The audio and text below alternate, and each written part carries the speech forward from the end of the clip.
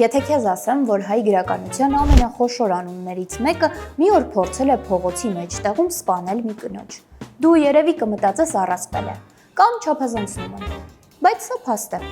1926 թվականի սեպտեմբերի 5-ին Գեղիշե Չարենցը Աբովյան փողոցում կրակում է Մարիաննա Այվազյանի վրա եւ հայտնվում Երևանի ուղիչ տանը։ Հետաքննության ժամանակ նա ասում է մի ցնցող նախադասություն. «Սիրահարված էի, ուզում էի ամուսնանալ, մերժվեցի եւ որոշեցի սպանել»։ Մեկ կրակոցը վրիպում է, մյուսը թեթև վիրավորում, բայց դրանով պատմությունը չի ավարտվում։ Այդ կրակոցից ծնվում է գիրք Երևանի ուղիչ տունը։ Բանտը Չարենցի համար դառնում է ոչ միայն պատիժ, այլ ինքնաճանաչման տարածք։ Նա գրում է այնտեղ հանդիպած մարդկանց մասին, գողերի, հանցագործների, դեռ փոքր տարիքից հատուկ օրենքներ ունեցող տղաների մասին։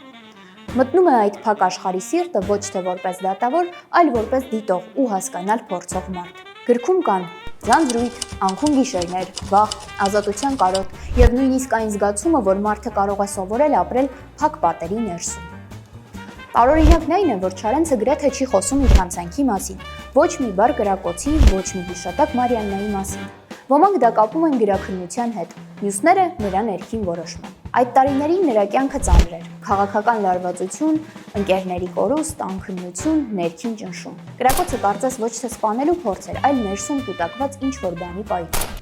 Պարադոքսն այն էր, որ այդ պայթյունից ծնվում էր շատ մարդկային գիրք։ Չարենցը նույնիսկ մարդասպանների մեջ կարողանում է տեսնել մարդկային լույսը, հիշում նրանց անուններով, ջերմությամբ։ Նա ցույց է տալիս, որ մարդը միայն իր մեղքով չի սահմանվում։ Եվ այսպես մարդը, որ կրակել էր սիրուց ծնված խելագար պահին, բանտից դուրս է գալիս մի գրքով, որը սովորեցնում է հասկանալ մարդուն, մենությունը եւ ազատության արժեքը։ Երբեմն մի կրակոցը կյանք չի խլում, այլ պատմություն է բացում։ Չէ, բրծանք։